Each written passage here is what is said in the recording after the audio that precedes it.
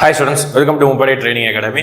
But நம்ம எபிசோட்ல அடுத்ததாக நம்ம 58வது எபிசோட சமூக அறிவியல் கேள்விகள் பார்க்க போறோம். ஓகே, எப்பவுமே சமூக அறிவியல் கேள்விகள் பார்க்கறதுக்கு முன்னாடி நம்ம என்ன பண்ணுவோம் அப்படின்னா முக்கியமான தினங்கள் கேள்வி கேட்கறது வழக்கம் உண்டு. ஓகே, இப்போ அந்த விஷயத்தை கொஞ்சம் ஒரு மாறுதலாக ஓகே நம்ம டோட்டலாக வந்து 75 எபிசோடு வைக்க போகிறோம் பிளான் பண்ணியிருந்தோம்.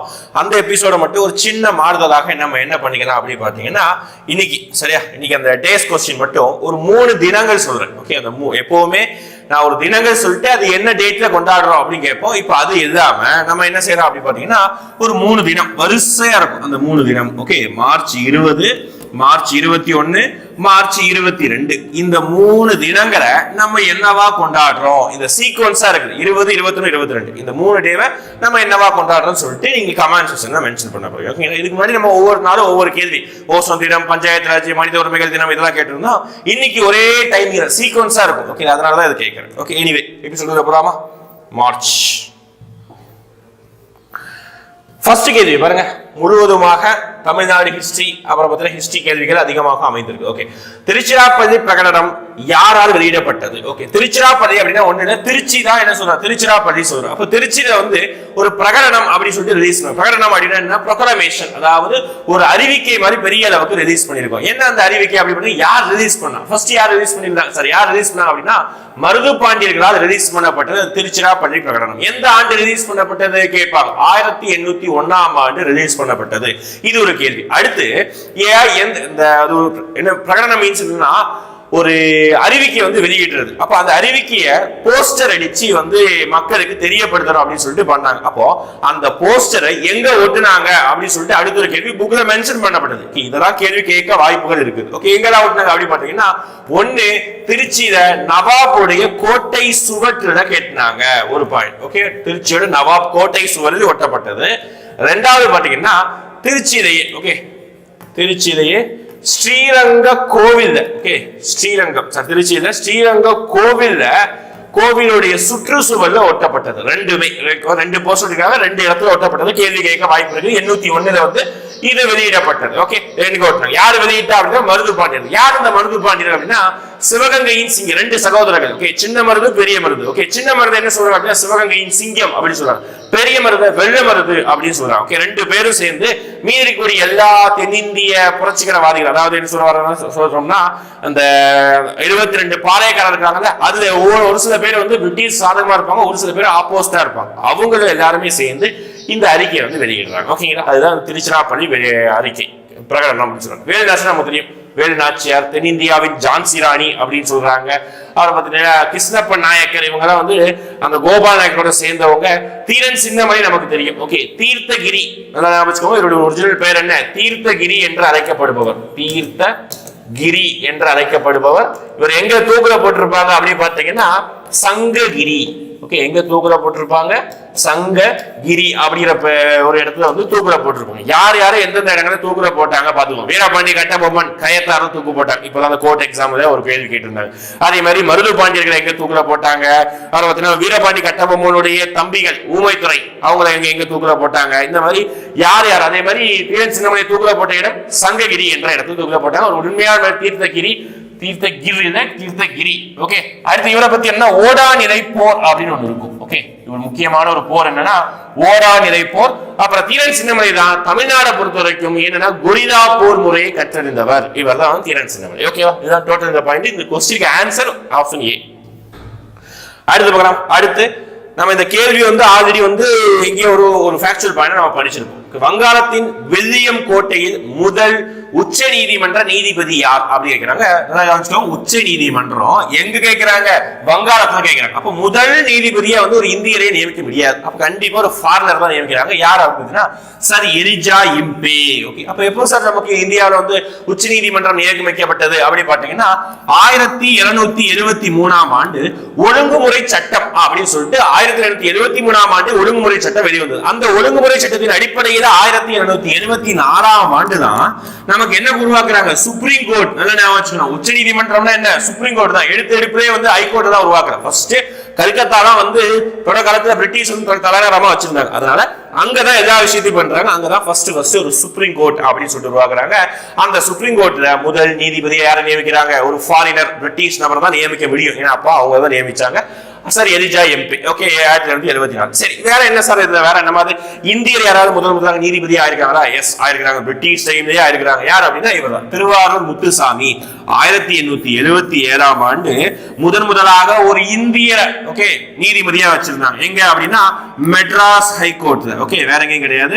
மெட்ராஸ் ஹைகோர்ட்ல முதலாக ஒரு இந்திய நீதிபதி ஆனார் அப்படின்னா யார் தான்? திருவாரூர் முத்துசாமி. டி முத்துசாமி கூட கொடுப்பாங்க ஆப்ஷன் தெளிவா பார்த்து. இவரை வந்து நியமிச்சதுனால நிறைய பத்திரிகைகள் கிரிட்டிசைஸ் பண்ணனாலதான் நமக்கு இந்தியர்களால் துவங்கப்பட்ட ஒரு முதல் பத்திரிகை 1878ல தி ஹிந்து அப்படி ஒரு நாளிதழ ஜி சுப்பிரமணிய ஐயர் நிறைய பேர் சேர்ந்து இந்த பத்திரிகை வந்து உருவாக்கி இருப்பாங்க. அதே ஜி சுப்பிரமணியன் சுதேசி மித்திரன் இன்னொரு பத்திரிகை உருவாக்கி இருக்காரு. ஓகேவா? இதுதான் வந்து இந்த விஷயங்கள். ஓகே ஆற்காடு வீரர் என்று அழைக்கப்படுவர் ராபர்ட் கிளைவ் பார்த்துச்சுக்கோங்க.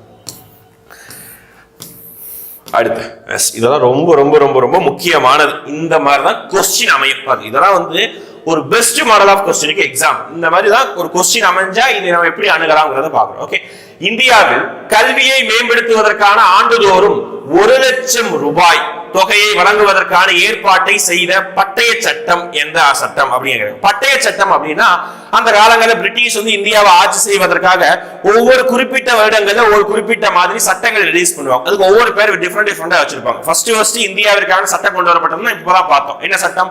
1873ஆம் ஆண்டு ஒழுங்குமுறை சட்டம் சொல்லிட்டு ரிலீஸ் பண்ணுவாங்க. இது முதன்முறையாக கொண்டு வரப்பட்ட சட்டம். அதுக்கப்புறம் சீக்வன்ஸா பிட்ஸ் இந்தியா சட்டம் இந்த மாதிரி நிறைய சட்டம் வரும்போது ஒரு கட்டத்தில் என்ன செய்வாங்க அப்படி பாத்தீங்கன்னா பட்டய சட்டம் அப்படிங்கிற பெயர்ல ஒவ்வொரு 20 வருஷத்துக்கு வந்து சட்டம் போட்டாங்க. இப்போ முதலாக பட்டய சட்டம் எப்போ போடப்பட்டது? இது ஒரு கொஸ்டின் கேட்பதற்கான வாய்ப்பு இருக்குது.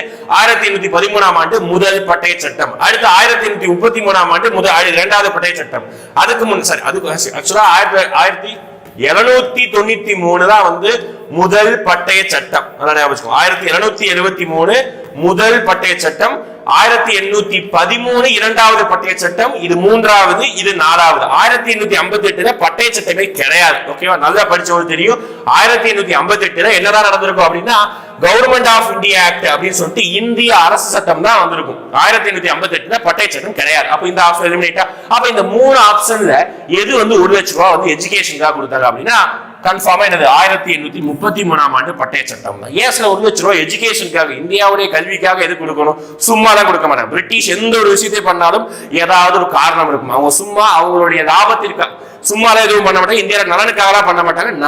அவர்களுடைய லாபத்திற்காக மட்டும்தான் ஏதாவது சில விஷயம் பண்ணுவாங்க. ஏன் அப்படி எஜுகேஷனுக்காக செலவு பண்றாங்கன்னா பிரிட்டிஷ்களுக்கு வந்து என்ன தேவைப்படுகிறது அப்படி பார்த்தீங்கன்னா பணியாளர் வேலை செய்வதற்கு பணியாளர்கள் தேவைப்படுகிறாங்க. அப்போ என்ன செய்யணும் அப்படின்னா ஃபாரின்ல இருந்து அவங்க ஊர்ல இருந்து இங்கிலாந்துல இருந்து இங்க கொண்டு வரோம். இங்க அவங்க வந்து வேலைக்கு கொண்டு வரோம்னா அவன் டிராவல் பண்ற செலவு அங்கேயே அவன் நல்ல சம்பளத்துக்கு வைப்பான். இப்போ இங்க இந்தியாவுக்கு வரோம்னா எக்ஸ்ட்ரா சம்பளம் கொடுக்கணும். அப்ப இதெல்லாம் யோசிச்சு அப்ப ஏன் நம்ம இந்தியர்களுக்கே இங்கிலீஷ் சொல்லி கொடுத்து அவங்களே நமக்கு வேலை கிடைச்ச கூடாது இந்த மாதிரி யோசிச்சாங்க. அதுதான் வந்து பாத்தீங்கன்னா இந்த மாதிரி எஜுகேஷனுக்காக செலவு பண்ணாங்க. அதனால இந்தியாவில் இங்கிலீஷ் எஜுகேஷன் பரப்பப்பட்டது. இப்போ நம்ம இங்கிலீஷ் படிப்பதற்கு காரணமே இதுதான், பிரிட்டிஷ் தான். அதுல போட்டப்பட்ட முதல் ஸ்டார்டிங் பாயிண்ட் தான் இந்த 1,00,000 ரூபாய். அந்த காலங்களில் 1,00,000 ரூபாய்ங்கிறது வந்து பல கோடிக்கு இப்ப இருக்கக்கூடிய வேல்யூக்கும் மதிப்பு. அந்த காலம் 1,00,000 அவ்வளவு பெரிய மதிப்பு. ஓகே இதுதான் பட்டய சட்டம்.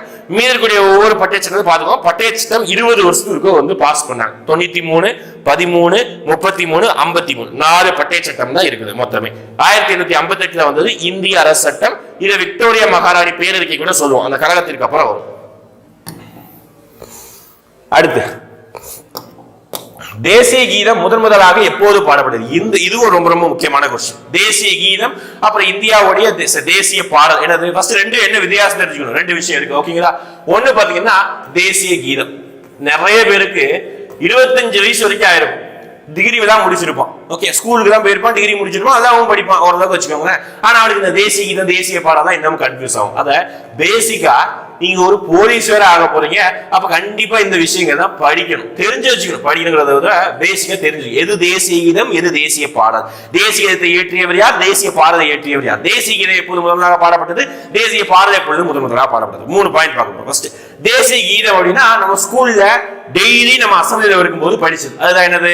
ஜனகணமன. ஓகே ஒவ்வொரு அசம்பிளியோட கடைசி ஏதாவது வருஷம் போகும்ல அசம்பிளி, அது கடைசியா படிக்கிறது தான் ஜனகணமன். அதுதான் தேசிய கீதம். இங்கிலீஷ்ல என்ன சொல்லுவாங்கன்னா நேஷனல் ஆந்தம் அப்படின்னு சொல்றாங்க. ஓகே இது வந்து தேசிய கீதம். அப்போ ஜன கன மன அப்படின்னு சொல்றோம். ஓகே, இது தேசிய பாடல் அப்படின்னா என்ன இருக்கும்? உங்க ஸ்கூல் புக்ல முதல் 2-3 பேஜ்ல தேசிய கீதம், தேசிய பாடல், தமிழ் தாய் வாழ்த்து தான் இருக்கும். அதுதான் வந்து தேசிய பாடல் என்ன இருக்குன்னா வந்தே மாதரம் அப்படின்னு ஒரு பாடல் இருக்கும். அதுதான் பாத்தீங்கன்னா வந்தே மாதரம், அதுதான் பாத்தீங்கன்னா தேசிய பாடல். ஓகே சரி, இது கூட எல்லாருக்கும் தெரிஞ்சிடும். ஆனா இது எழுதியது யார் அதுதான் கேட்பாங்க. தேசிய கீதத்தை எழுதியவர் யாருன்னா ரவீந்திரநாத் தாகூர். தேசிய பாடலை எழுதியவர் யாரும் கேட்பாங்க, பங்கீம் சந்திர சட்டர்ஜி. ஓகே, லாஸ்ட் நம்ம ஒரு ப்ரீவியஸா ஒரு क्वेश्चनல பார்த்தோம், ப்ரீவியஸ் எபிசோட்ல தேசிய பாடல் எந்த உபநிடத்திலிருந்து எடுக்கப்பட்டது? ஓகே, முண்டக உபநிடதம் அந்த நூல்ல இருந்து எடுக்கப்பட்டது தேசிய பாடல். எழுதியவர் யாரு? பங்கீம் சந்திர சட்டர்ஜி. இப்போ இது பார்த்து முடிச்சாச்சு. இப்போ அடுத்து முதலாக எப்பொழுது தேசிய கீதம் பாடப்பட்டது, முதலாக எப்பொழுது தேசிய பாடல் பாடப்பட்டது பார்க்கலாமா? இது நமக்கு ஒரு क्वेश्चन. தேசிய கீதம் முதலாக எப்போது பாடப்பட்டது அப்படி பாத்தீங்கன்னா, எப்பவுமே இந்தியாவுக்கு ஒரு சில விஷயம் பண்ணாங்கன்னா அது எப்பவுமே ஐஎன்சி, அதாவது காங்கிரஸ் நடத்துற மாநாட்டுல தான் பண்ணுவாங்க. நல்லா கவனிக்க, நான் ஈஸியா எப்படி குழு கொடுக்குறேன் பாருங்க. ஓகே, எப்பவுமே இந்த மாதிரி தேசிய கீதம் படிக்கிறது, தேசிய பாடல் படிக்கிறது, அரசியலமைப்பு ஏற்றது, இந்த மாதிரி விஷயம் எல்லாமே தேசிய காங்கிரஸோடைய மாநாட்டுல தான் பண்ணுவாங்க. அப்போ நான் ஆல்ரெடி ப்ரீவியஸ் சொல்லிருக்கிறேன், இந்திய தேசிய காங்கிரஸ் ஒவ்வொரு வருஷமும் மாநாடு எப்ப நடத்துவாங்க அப்படி பாத்தீங்கன்னா டிசம்பர் மாசம் நடத்துவாங்க. அப்போ இங்க எங்கெல்லாம் ஆப்ஷன் டிசம்பர் இருக்குதோ அது மட்டும் தான் ஆன்சருக்கு வாய்ப்பு இருக்குது. ஓகே, டிசம்பர் இல்லாத டெலிட் பண்ணிடலாம். டிசம்பர் இல்லையா டெலிட், முடிஞ்சு ஒரு ஆப்ஷன் இருக்கு. இப்போ இன்னொரு விஷயமா பாக்கலாம், 1885 தான் ஃபர்ஸ்ட் ஐஎன்சி தேசிய காங்கிரஸ் உருவாக்கப்பட்டது. உருவாக்குன அன்னைக்கே வந்து நம்ம தேசிய பாடல் தேசிய கீதம் படிச்சிருப்போமா? வாய்ப்பு இல்ல ராஜா. ஓகே, அப்ப அதுவும் டெலிட், புரிஞ்சு போச்சு. அப்ப மீதி இருக்க ஆப்ஷன் ரெண்டே ரெண்டு, ஒன்னு இதுவா இதுவா, இந்த ரெண்டு நியர்லி ஆப்ஷன் தான் இருக்குது. இதுக்கு நம்ம படிச்சிருக்கணும் கொஞ்சமா. ஓகே, எதுவுமே தெரியாம 4 ஆப்ஷன்ல இந்த விஷயம் படிக்கலன்னா 2 ஆப்ஷன் டெலிட் பண்ணியாச்சு. இப்போ குழுவுல போடலாம், படிச்சீங்கன்னா ஈஸியா போடலாம். 1911 டிசம்பர் 27 கல்கத்தா மாநாட்டுல தான் முதலாக கல்கத்தா மாநாட்டில் தான் முதலாக நம்மளுடைய தேசிய கீதம் படிக்கப்பட்டது. சரி சார், தேசிய கீதம் சொல்லிட்டீங்க, தேசிய பாடல் எப்பொழுது படிக்கப்பட்டது சொல்லாமா? இதுக்கு ஆன்சர் ஏ. தேசிய பாடல் எப்பொழுது படிக்கப்பட்டது? இது ஒரு முக்கியமான क्वेश्चन கேட்கலாம், நோட் பண்ணி வச்சுக்கோங்க. 1896ஆம் ஆண்டு தேசிய பாடல் படிக்கப்பட்டது. அதுவும் எங்க தான் படிக்கப்பட்டது? கல்கத்தா. ஓகே, கல்கத்தா தான் பாத்தீங்கன்னா ஒரு காலங்களில் நமக்கு எல்லா விஷயமும் கற்றுக் கொடுத்த ஒரு விஷயம் தான் கல்கத்தா தான். ஓகே, அது 1896. ஓகே, இது என்ன ஒரு சுவாரஸ்யமான விஷயம் அப்படின்னு பாத்தீங்கன்னா, நம்மளுடைய தேசிய பாடல் இயற்றியது யாரு அப்படின்னா பங்கீம் சந்திர சட்டர்ஜி. ஆனா அதை முதலாக அந்த மாநாட்டில் படித்தவர் யார், அதாவது அந்த பாட்டா படிச்சது யாரு கேட்டாங்கன்னா அது ரவீந்திரநாத் தாகூர். எப்போ 1896ஆம் ஆண்டு பாடலாக படித்தது, அந்த மாநாட்டில் வச்சு படிச்சது யாரு அப்படின்னா ரவீந்திரநாத் தாகூர். ஆனா இயற்றியது அப்படின்னா யாரு கேட்டாங்கன்னா என்னது அப்படி பாத்தீங்கன்னா பங்கீம் சந்திர சட்டர்ஜி. ஞாபகம் வச்சுக்கணும், இந்த வருஷமும் முக்கியம், இந்த வருஷமும் முக்கியம். ஓகே, இங்க பாருங்க ஆப்ஷன் 2 வருஷம் இருக்குது. ஆனா டிசம்பர் அதுதான் குழு. மாநாடு எப்பவும் டிசம்பர்ல நடக்கும். சிறப்பு மாநாடுகள் தான் வேற எப்போது நடக்கும். அடுத்து ஜியோகிராஃபி क्वेश्चन பாருங்க. உலகின் மிக நீளமான பவளத்தீட்டான தி கிரேட் பேரியர் ரீஃப் அப்படின்னு சொல்றாங்க. பவளப்பாறைனா என்ன? ஒண்ணுமே இல்ல, கடலுக்கு அடியில் இருக்கக்கூடிய ஒரு சில உயிரினங்களால் பாறைகளும் சூழப்பட்டு நிறைய மருத்துவ குணங்கள் இருக்கக்கூடிய ஒரு சில பாறைகள் தான் பவளப்பாறைகள் சொல்லுவாங்க. இந்த பவளப்பாறை நிறைய படத்துல கூட காமிச்சிருப்பாங்க, நிறைய மெடிசின் சம்பந்தமான படங்கள். ஃபார் எக்ஸாம்பிள் எல்லாருமே இந்த படத்தை பார்த்திருப்போம், தனி ஒருவன் அப்படின்னு சொல்லிட்டு ஒரு ஜெயம் ரவி நடிச்ச ஒரு படத்தை, சூப்பர் படம். ஓகே, அந்த படத்தை பார்த்திருப்பீங்க. அந்த படத்துல வந்து வில்லன், அவர் பேர் கூட நல்லா மறந்து போச்சு. ஓகே, அந்த வில்லன் பாத்தீங்கன்னா என்ன பண்ணுவார் அப்படி பாத்தீங்கன்னா, அந்த ஒரு சில மெடிசனை கண்டுபிடிப்பார். மெடிசன் எங்க கண்டுபிடிப்பார் அப்படின்னா கடலுக்குள்ள குதிச்சு அந்த ஸ்பெக்ஸ், அதுக்கப்புறம் ஆக்சிஜன் போகக்கூடிய இதெல்லாம் வச்சுட்டு கடலுக்குள்ள குதிச்சு அங்க இருக்கக்கூடிய பவளப்பாறைகளை நோண்டி அங்க இருக்க பவளப்பாறைகள் இருந்து சாம்பிள் எடுத்து அங்க இருந்தா என்ன செய்வாங்க அப்படின்னா ஒரு மெடிசன் தயாரிப்பாங்க. ஓகே, அதை வந்து ஜெயரவி மாத்திரம். ஓகே, அதெல்லாம் கதைகள். அப்போ பவளப்பாறைகளை நிறைய மருத்துவ குணமிக்க நிறைய மெடிசின் நிறைய விஷயங்களை எடுக்கலாம். ஓகே, இது எங்க இருக்குது? அதே மாதிரி இந்தியாவிலே இருக்குது. ஆனா உலகத்திலேயே மிக நீளமான பவளப்பாறை எங்க இருக்கு அப்படின்னா, உலகத்திலே எந்த ஒரு கண்டத்தை வந்து கடல் முழுவதும் சூழப்பட்டுள்ளது தீவு கண்டம் என்று அழைக்கப்படுகிறதோ அந்த கண்டம் தான். எந்த கண்டம்? ஆஸ்திரேலியா தீவு கண்டம். அங்கதான் பவளப்பாறைகள் காணப்படுகிறது. இந்தியாவிலே அங்கங்க பவளப்பாறை காணப்படுகிறது. ஆனா ரீசெண்டா என்ன ஒரு சில விஷயம் டேட்டா சொல்றாங்க அப்படின்னா, கிளைமேட் சேஞ்ச் அப்படி ஒரு விஷயம் வந்து கேள்விப்பட்டிருக்கீங்க. என்னது கிளைமேட் சேஞ்ச்? அதாவது காலநிலை மாற்றம் அப்படி ஒரு விஷயம் வந்து நாட்கள் போக போக வெயில், சூரியன் அதிகமா வெயில் அடிச்சு ரொம்ப ஓவர் ஹீட்டிங் ஆகிறதுனால இந்த பவளப்பாறைகள் கொஞ்சமா அழிஞ்சிட்டே வருது. ஏன் சார் பவளப்பாறை அழிஞ்சா நமக்கு என்ன சார் அப்படின்னு நினைக்கலாம். ஆனா பவளப்பாறைகள் அழியும் பொழுது அதை நம்பியே இருக்கக்கூடிய நிறைய உயிரினங்கள் அழியும். நிறைய உயிரினங்கள் அழியும் பொழுது அதை சாப்பிடக்கூடிய பெரிய உயிரினம் அழியும். இப்படியே வந்து உணவு சைக்கிள், அதாவது ஃபுட் சைக்கிள் சொல்லுவாங்க, உணவு சங்கிலியே முறிக்கப்படுகிறது. ஒரு கட்டத்தில் கடலுக்கு கூடிய மீன்கள் எல்லா உயிரினங்களும் சாகும் பொழுது சாப்பிடும்போது நம்ம கடல் மீன்களை சாப்பிட முடியாது. ஓகேங்களா? அப்போ நமக்கு ஒரு சில ஊட்டச்சத்து குறைபாடு ஏற்படலாம். இந்த மாதிரியே வந்து ஒரு உயிரினம் அழிவதனால டோட்டலா அந்த உணவு சங்கிலியே பாதிக்கப்படுது. அதுதான் ஒரு எஃபெக்ட். அப்போ இந்த கிளைமேட் சேஞ்சை நம்ம தடுக்கணும். கிளைமேட் சேஞ்ச் தடுக்கிறத விட உலக வெப்பமயமாதல், ஓவர் ஹீட்டிங் ஆகிறது தடுக்கணும். ஓகேவா? அதுதான் ஆன்சர் வந்து ஆஸ்திரேலியா. அடுத்து ரொம்ப ரொம்ப சுலபமான ஒரு கொஸ்டின்.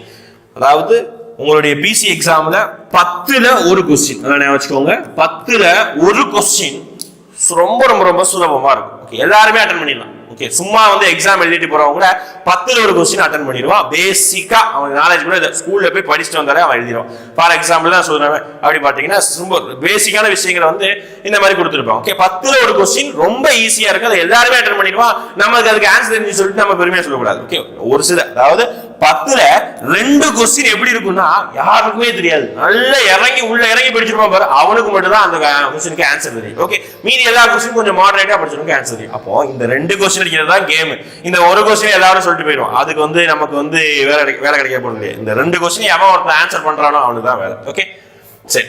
எகிப்தின் நன்னோட, அதுதான் சொல்றோம், ரொம்ப ஈஸியானது. எகிப்துல ஓடக்கூடிய ஒரு நதி அப்படின்னா அதுதான் நம்ம சொல்றோம், நன்கொடை சொல்றோம், ரொம்ப ஈஸியானது நைல் நதி தான். ஓகே, நைல் நதினு சொல்றோம், உலகிலேயே மிக நீளமான நதி அப்படின்னு சொல்லிட்டு நைல் நதியை சொல்றோம். இன்னொரு பாயிண்ட் என்ன அப்படின்னு சொல்றாங்க, எகிப்தின் நன்கொடை. இந்த நைல் நதி எங்கு உருவாகிறது, இந்த மாதிரி கொஸ்டின் கேட்பாங்க. எங்கு உருவாகிறது அப்படின்னா விக்டோரியா ஏரி, விக்டோரியா ஏரியில் உருவாகிறது. ஓகே, எகிப்தின் நன்கொடை என்று அழைக்கப்படக்கூடிய நைல் நதி. ஓகே, அப்புறம் பார்த்தீங்கன்னா இந்தியாவில் மிக நீளமான நதி என்று அழைக்கக்கூடிய நதி கங்கை நதி அப்படின்னு சொல்றாங்க. ஓகேங்க, பார்த்துச்சு. நெக்ஸ்ட், சுனாமி என்ற சொல் எந்த மொழியிலிருந்து பெறப்பட்டது அப்படிங்கிறது. சுனாமி அப்படிங்கிற சொல் வந்து எந்த மொழியிலிருந்து பெறப்பட்டது அப்படி பார்த்தீங்கன்னா, ஆக்சுவலா சுனாமி தமிழ்நாட்டில் வந்து அட்டாக் ஆனது, தமிழ்நாடு நிறைய நாடுகளே அட்டாக் ஆனது.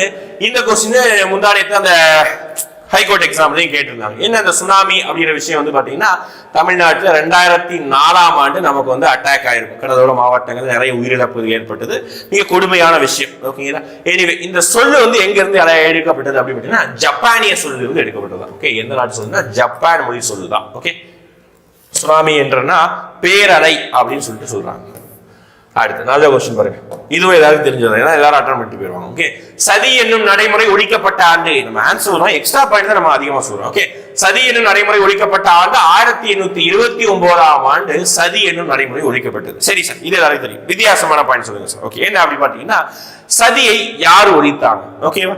எந்த ஒரு ஆங்கிலேயர் ஒழித்தார், அது ஒரு கொஸ்டின். ஓகே, அதுக்கப்புறம் அதுக்கு உதவி புரிந்தது யார்? ஓகே, அது ஒரு கொஸ்டின். அதுக்கப்புறம் இந்த சதியை இவங்க ஆங்கிலேயர்கள் ஒழிக்கிறதுக்கு முன்னாடி யாராவது இந்தியாவில் ஒழிச்சிருக்காங்களா? இதான் அடுத்த கொஸ்டின். பார்க்கலாமா? ஃபர்ஸ்ட் இத ஒழித்த ஆங்கிலேயர் யார் அப்படின்னா, இதுவும் சிம்பிள் தான், எல்லாருக்கும் தெரியும், வில்லியம் பெண்டிங்.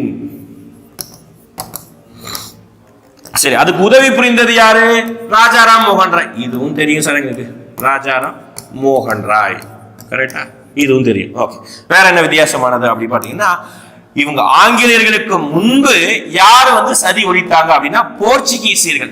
முதலாக இந்தியாவிற்கு வந்ததே போர்ச்சுகீசியர்கள். இந்த போர்ச்சுகீசியர்களும் கோவா மாநிலத்திலையும் இந்த சதியை வந்து ஒழித்திருப்பாங்க. இது ஒரு பாயிண்ட். அதுக்கும் முன்னாடி மிடிவல் இந்தியாவில் இடைக்காலங்கள்ல முகலாயர்கள் ஆட்சி புரியும் பொழுது இந்தியாவில் சதியை ஒழிச்சது யாரா இருக்கிறாங்களா? இருக்கிறாங்க. அவங்க தான் யாரு அப்படி பாத்தீங்கன்னா அக்பர். ஓகே, ஒரு நல்ல ஒரு மன்னர், அவ்வளவு பெரிய மன்னர், எவ்வளவு நல்லது செஞ்சிருப்பாரு. ஓகே, அக்பர் அவரும் ஒரு காலங்கள்ல சதியை ஒழிச்சிருக்காரு. ஓகேங்களா? அப்ப சதி சம்பந்தமா இந்த 4 பாயிண்ட் நீங்க பாத்துக்கணும். ஓகேங்களா? சதினா ஒண்ணு இல்ல, விடோ, அதாவது விதவைகளை வந்து பிடிச்சு தீர தள்ளி விட்டுருவாங்க, அவ்வளவுதான். ஓகே, இது இந்தியா முழுவதும் பிராக்டிஸ் செய்யப்பட்டது. ஓகேங்களா? நல்ல சொல்ற அந்த காலங்கள்ல ரொம்ப ரொம்ப ரொம்ப ரொம்ப கொடுமையான நிகழ்வுகள்ல இதுவும் ஒரு நிகழ்வு. ஓகேங்களா? நம்ம இப்ப சொல்றோம், ஆனா அந்த காலங்கள்ல அது ஒரு நடைமுறையா ஃபாலோ செய்யப்படுது. பெண்களுமே வாலண்டரியாக போய் விழுந்துருவாங்க, அதுதான் ஒரு விஷயம். ஓகே, எனிவே இப்பதான் அந்த நடைமுறைகள் இல்லை. அடுத்து, இந்தியாவின் உள்ளாட்சி அமைப்பின் தந்தை என்று அழைக்கப்படுவது யார்? ஈஸியானது, எல்லாரும் சொல்லிடலாம். உள்ளாட்சி அமைப்பின் தந்தை அப்படின்னா யார் தான்? ரிப்பன் பிரபு தான் சொல்றோம். உள்ளாட்சி அமைப்பின் தந்தை அப்படின்னு சொல்றோம். ஏன் அந்த உள்ளாட்சி அமைப்பின் தந்தை அப்படின்னு சொன்னா, அதாவது பிரிட்டன்ல 2 கவர்மெண்ட் இருப்பாங்க. ஓகேங்களா? 2 இரட்டை ஆட்சி தான் அங்க இருக்கு. அந்த இரட்டை ஆட்சியில ஒரு கவர்மெண்ட் அங்க ஆட்சிக்கு வரும்போது இந்தியாவுக்கு ஒரு சில நல்லது செய்வாங்க. ஓகேங்களா? அந்த ஒரு கவர்மெண்ட் இந்தியாவுக்கு ஆட்சியோ ஒரு சில நல்லது செய்வாங்க. அந்த நல்லது இந்த மாதிரி ஒரு சில நபர்களால் உருவாகும். ரிப்பன் பிரபு, நம்ம ஊர் ஆட்சி இருந்தாரு தாமஸ் மன்றோ, இவங்க மாதிரி நல்லவர்களால இந்தியாவுக்கு ஒரு சில நல்லது நடக்கும். ஓகேங்களா? அதுல ஒரு நபர் தான் இந்த ரிப்பன் பிரபு. உள்ளாட்சி அமைப்புனா லோக்கல் செல்ஃப் கவர்மெண்ட், அதாவது ஒரு கார்பரேஷன், முனிசிபாலிட்டி, கிராமப்புறங்கள பஞ்சாயத்து இந்த மாதிரி அமைப்புகளை உருவாக்குனார். ஓகேங்களா, உள்ளாட்சி அமைப்பு. நெக்ஸ்ட் அப்புறம் இந்த மவுண்ட் பேட்டன் பிரபு தான் என்ன பண்ணிருப்பார்? மவுண்ட் பேட்டன் பிரபு தான் இந்தியாவுக்கு சுதந்திரம் கொடுத்திருப்பார். ஓகே, அந்த டைம்ல பிரபுவா இருந்தார் யாருன்னா மவுண்ட் பேட்டன் பிரபு. இந்த பிரான்சிஸ் டே யாரு அப்படி பாத்தீங்கன்னா இவர் தான் வந்து மெட்ராஸ் அப்படிங்கிற ஒரு நகரத்தை சென்னப்ப நாயக்கர் கிட்ட இருந்து வாங்கியிருப்பார். ஓகேங்களா, சென்னப்ப நாயக்கர் கிட்ட இருந்து வாங்கியிருப்பார். யாருன்னா மெட்ராஸ் என்ற நகரத்தை வாங்கியவர் யாருன்னா பிரான்சிஸ் டே. விஜயம் பண்ணி இப்பதான் பார்த்தோம். என்ன அப்படி பாத்தீங்கன்னா நம்மளுடைய அந்த சதியை ஒழிச்சிருப்பாரு. அப்புறம் வந்து பாத்தீங்கன்னா மகள்வாரி முறையை அறிமுகப்படுத்திய வைசிராய் பிரபு அப்படின்னா வில்லியம் பென்னிங் பிரபு. ஓகே, அடுத்து 1857 புரட்சி முதல் இந்திய சுதந்திர போர் என்று விவரித்தவர் யார்? ரொம்ப ஈஸியானது, முக்கியமானது. ஓகே, வி.டி. சவார்கர் அப்படின்னு சொல்றாங்க. ஓகே, என்ன இந்த 1857 புரட்சி அப்படின்னா ராணுவ புரட்சியாகவும் மக்கள் புரட்சியாகவும் பார்க்கப்பட்டது. நிறைய பேர் எல்லாருமே கழகத்தில் ஈடுபட்டாங்க. அதுதான் இந்த புரட்சி சொல்றாங்க முதல் இந்திய சுதந்திர போர் அப்படின்னு சொல்லிட்டு டிஃபைன் பண்ணது யாரு அப்படி பாத்தீங்கன்னா யாரு? வி.டி. சவார்கர் அப்படின்னு சொல்றாங்க. ஏன் அது முதல் இந்திய சுதந்திர போர் அப்படின்னா இந்தியாவில் சுதந்திர போராட்டம் 1911 அப்புறம் நடைமுறை ஆரம்பிச்சு. ஆனா அதுக்கு முன்பே ஒரு மிகப்பெரிய ஒரு நிகழ்வாக காணப்பட்டது இந்த சுதந்திர போர், இந்த புரட்சி. அதனாலதான் இதை அப்படி சொல்றாங்க, வி.டி. சவார்கர் சொன்னது. அடுத்து 1793 நிலையான நிலவரி திட்டத்தை அறிமுகப்படுத்தியவர் யார்? நிலையான நிலவரினா ஒண்ணு இல்ல, ஜமீன்தாரி வரிமுறை. அதுதான் வந்து நிலையான நிலவரி அப்படின்னு சொல்லுவாங்க. இதுக்கு இன்னொரு பேர் என்ன? ஜமீன்தாரி முறை. எந்த ஆண்டு உருவாக்கப்பட்டது? 1793 ஆண்டு உருவாக்கப்பட்டது. அதிகமாக இது எங்க தான் நடைமுறைப்படுத்துறாங்க? கல்கத்தா, அதாவது வங்காள பகுதி எல்லாத்தையும் அதிகமாக நடைமுறைப்படுத்திருப்பாங்க. யார் அறிமுகப்படுத்தினா அப்படி பாத்தீங்கன்னா காரன் வாரிஸ் அவர் தான் அறிமுகப்படுத்தியிருப்பார். காரன் வாரிஸ் தான் இதை அறிமுகப்படுத்தியிருப்பார். ஓகேங்களா, அதுக்கப்புறம் தமிழ்நாடு. ஓகே, மெட்ராஸ் மாகாணத்தில் நடைமுறையில் இருந்த வரிமுறை என்ன கேட்பாங்க? மദ്രാஸ் மாகாணத்தில் நடைமுறையில் இருந்த வரிமுறை என்ன வரிமுறை கேட்டாங்கன்னா நம்ம ஊர்ல இருந்தது பாத்தீங்கன்னா ரயத்து வாரி வரிமுறை. ஓகே, ரயத்து வாரி வரிமுறை அதை நடைமுறைப்படுத்தி முக்கியமான நபர்கள் ஒரு நபர் தாமஸ் மன்றோ. ஓகே, ரயத்து வாரி வரிமுறை மெட்ராஸ் மாகாணங்களையும் அதை சுற்றி சின்ன சின்ன மாகாணங்களையும் ரயத்து வாரி வரிமுறை இருந்தது. ரயத்து அப்படின்னா விவசாயின்னு அர்த்தம், தெலுங்கு மொழியில். மூன்றாம் கர்நாடக போர் உடன்படிக்கையின் படி முடிவுக்கு வந்தது. எந்த உடன்படிக்கையின் படி முடிவுக்கு வந்து? ஓகே, ஃபர்ஸ்ட் கர்நாடக போர்னா என்ன அதை தெரிஞ்சுக்கணும். ஏன் சார் கர்நாடக போர், மைசூர் போர், இந்த மாதிரி ஒரு ஊர் பேரை வச்சு போர் நடக்குது அப்படி பாத்தீங்கன்னா ஒண்ணு இல்லை, அதாவது அந்த ஊர்ல அந்த போர் நடந்திருக்கும், அது ஒரு பாயிண்ட். அதுக்கப்புறம் பிரிட்டிஷ், அதுக்கப்புறம் இன்னொரு நாடுகளும் அவங்க சண்டை போட்டுக்குவாங்க.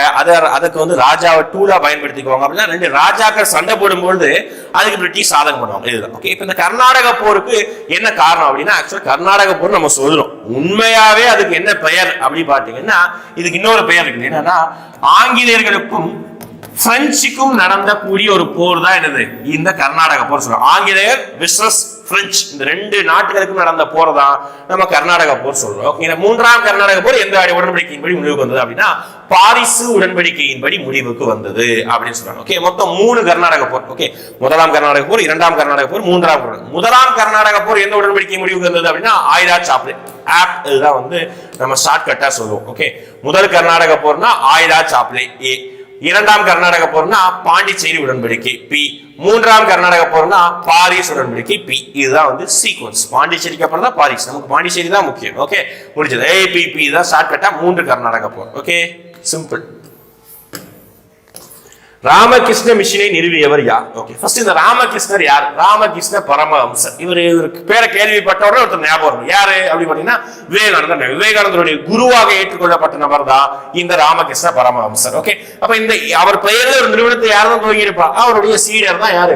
சுவாமி விவேகானந்தர் தான் துவங்கி இருப்பார். ஓகே, சுவாமி விவேகானந்தர் பத்தி சொல்லும் போது பாத்தீங்கன்னா 1893 ஆண்டு ரொம்ப ரொம்ப முக்கியமான ஒரு நிகழ்வு. என்ன நிகழ்வு அப்படின்னு பாத்தீங்கன்னா சிகாகோவில் உலக மத மாநாடு அப்படின்னு நிகழ்த்தி இருப்பாங்க. அதுல பார்ட்டிசிபேட் பண்ணியிருப்பாரு சுவாமி விவேகானந்தர். அது ரொம்ப ரொம்ப இந்தியாவின் சார்பாக ஒரு பிரதிநிதியாக போயிருப்பாரு. சிகாகோ உலக மத மாநாடு, வேர்ல்டு ரிலிஜியஸ் கான்ஃபரன்ஸ் அப்படின்னு சொல்லுவாங்க. ஓகேங்களா, சிவகாசி. அப்புறம் சுவாமி விவேகானந்தரோட இயற்பெயர் அப்படின்னு பார்த்தீங்கன்னா நரேந்திர தத்தர். ஓகே, அவரோட இயற்பெயரை பார்த்தீங்கன்னா நரேந்திர தத்தர். அப்போ இவருக்கு யார் தான் சுவாமி விவேகானந்தர் அப்படி பட்டம் கொடுத்தாங்க அப்படின்னா நம்ம ஊரை சேர்ந்த ஒரு மன்னர் ராமநாத முறை அரசர் தான் பார்த்தீங்கன்னா இவருக்கு சுவாமி விவேகானந்தர் அப்படின்னு சொல்லிட்டு பெயரை வந்து மாற்றி கொடுத்துருப்பாரு. Okay, next question. டேனியர்களால் டானஸ்பர்க் என அழைக்கப்பட்ட பகுதி எது கேட்கிறாங்க? இந்த டேனியர்கள். ஓகே, இப்போ இந்தியாவை வந்து ஆட்சி செஞ்சது எவ்வளவோ யூரோப்பியர்கள் இந்தியாவுக்கு வந்திருப்பாங்க. ஆங்கிலேயர்கள், பிரெஞ்சுக்காரர்கள், போர்ச்சுகீசியர்கள், டேனியர்கள், டச்சுக்காரர்கள், இந்த மாதிரி எவ்வளவோ மக்கள் வந்து இன்னும் போட்டா சுவிட்சர்லாந்து இருந்த மக்கள், எல்லா மக்களுமே இந்தியாவில் கம்பெனி உருவாக்குறதுக்காக வந்தாங்க. ஆனா நம்ம ரொம்ப காலம் ஆண்டது அப்படின்னா, ரொம்ப பகுதிகளை ஆண்டது அப்படின்னா ஆங்கிலேயர்கள். பிரெஞ்சு ரொம்ப காலம் ஆண்டாங்க, கொஞ்சமான பகுதி பாண்டிச்சேரி.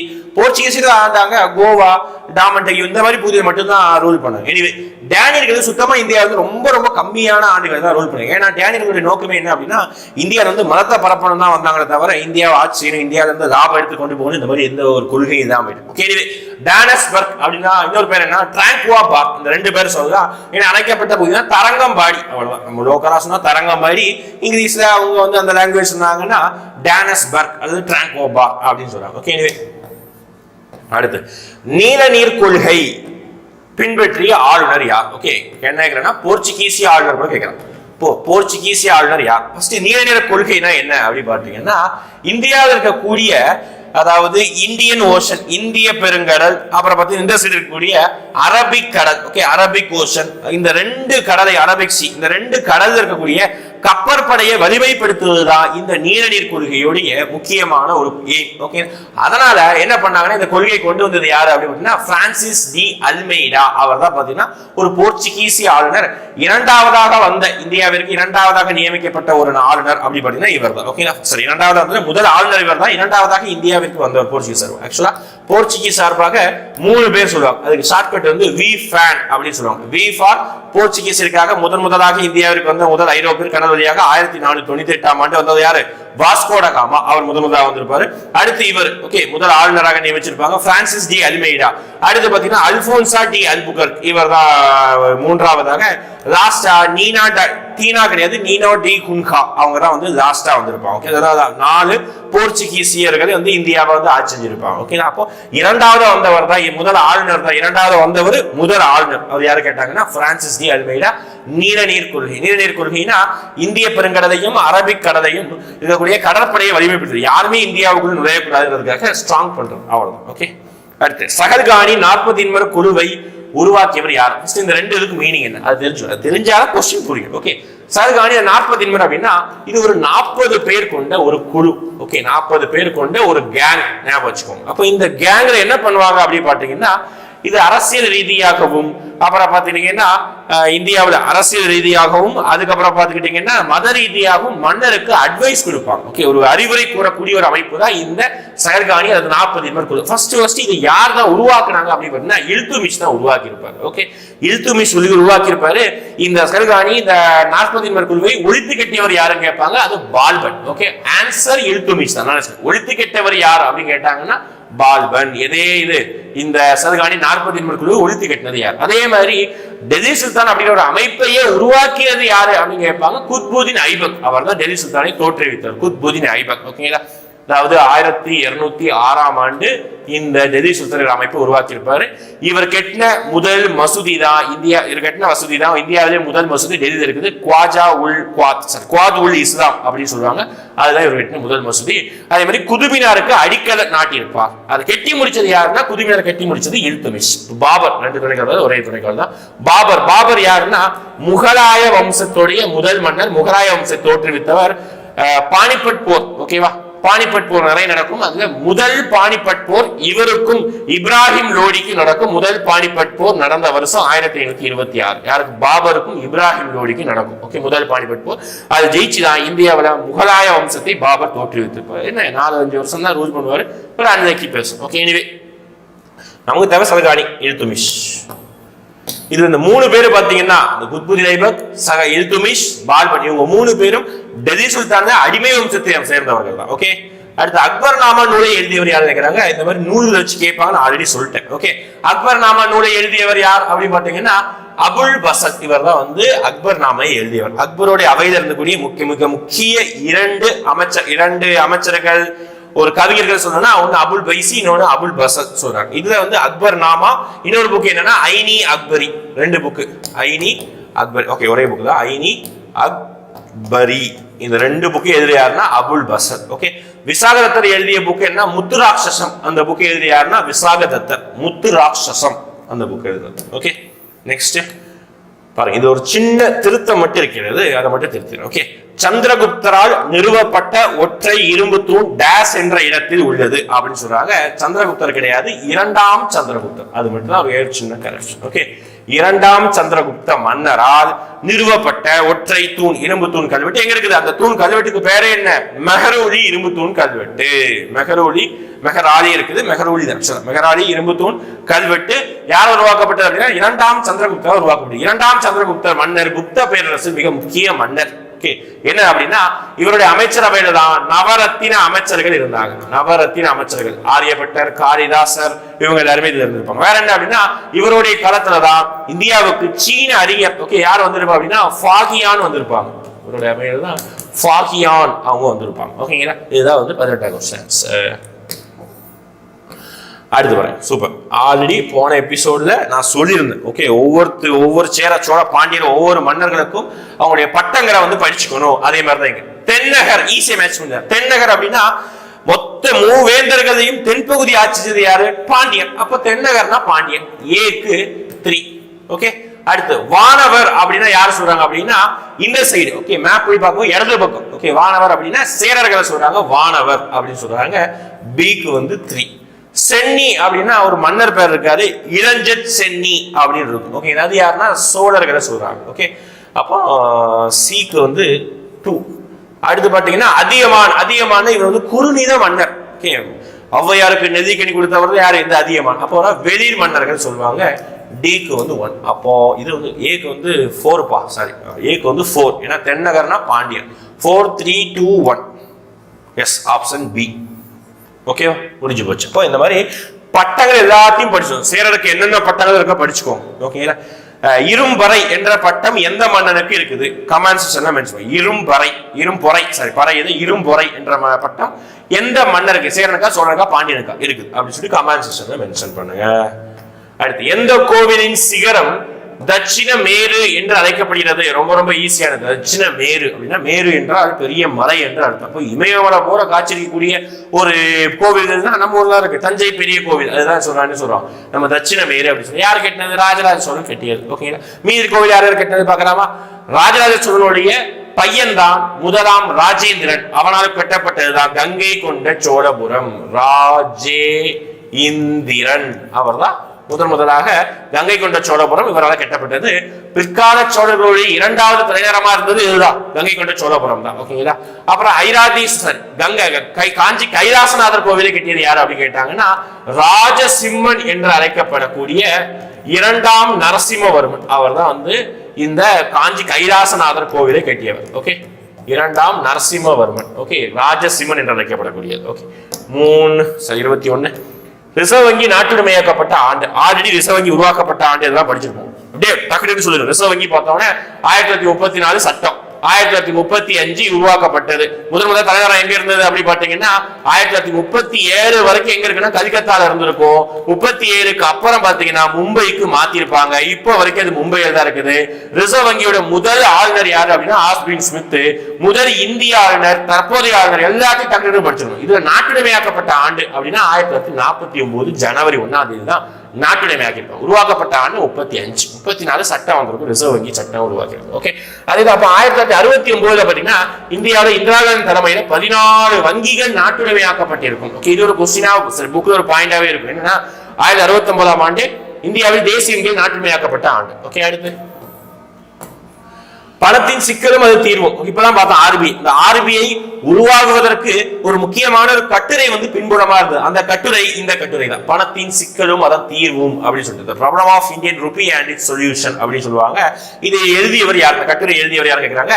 நம்மளுடைய அம்பேத்கர், B.R. அம்பேத்கர் தான் இந்த கட்டுரை எழுதியவர். இந்த நூல் தான் ஆர்பிஐ உடைய உருவாக்கத்திற்கு மிக முக்கிய நூலாக இருந்தது. ஓகே, நெக்ஸ்ட், தேசிய பசுமை தீர்ப்பாயம் சட்டம் இயற்றப்பட்ட ஆண்டு. இந்த தீர்ப்பாயம் அப்படின்னா என்ன தெரிஞ்சுக்கணும், தெரிஞ்சாதான் பசுமை தீர்ப்பாயம் என்ன தெரியும். தீர்ப்பாயம் அப்படின்னா இது ஒரு கோர்ட். ஓகே, கோர்ட் மாதிரி இருக்கக்கூடிய ஒரு அமைப்பு தான் தீர்ப்பாயம் சொல்லுவாங்க. அதாவது ஒரு சில ஸ்பெசிபிக் கேஸுக்காக நம்ம என்ன பண்ணணும் அப்படின்னு பாத்தீங்கன்னா கோர்ட்டுக்கு போகாம இந்த மாதிரி தீர்ப்பாயத்துக்கிட்ட போறோம். பசுமை தீர்ப்பாயம் அப்படின்னா என்விரான்மெண்ட், சுற்றுச்சூழல் தொடர்பான எல்லா கேசஸையும் நம்ம எங்க கொண்டு போறோம்னா எதுக்கு எடுத்தாலும் high court, supreme court, high court, supreme கோர்ட்னா அங்க ஆல்ரெடி 2 லட்சம் கேஸ் பெண்டிங்கா இருக்குது.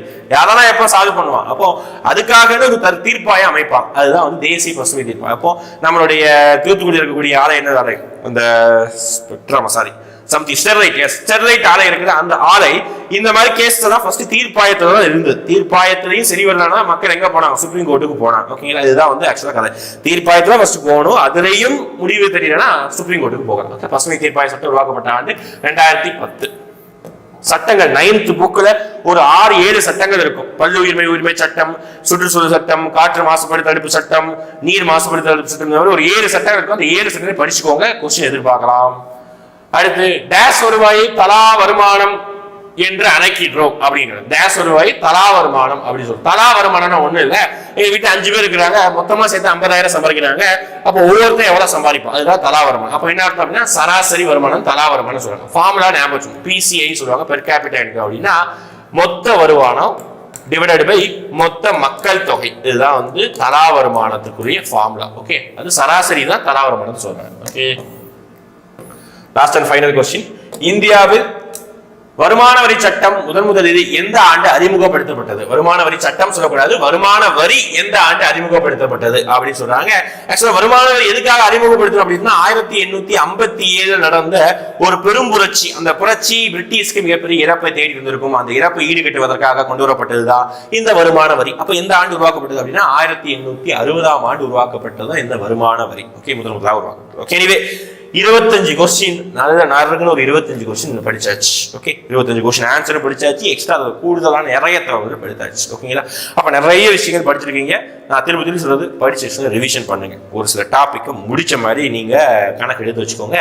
பிசி அல்டிமேட்டோட நிறைய வீடியோஸ் வருது, அந்த வீடியோஸையும் தெளிவா எடுத்து நோட் பண்ணி வச்சுக்கோங்க. நல்லபடியா பாஸ் ஆக இந்த வருடமே வேலைக்கு போக வாழ்த்துக்கள். ஓகே, நன்றி.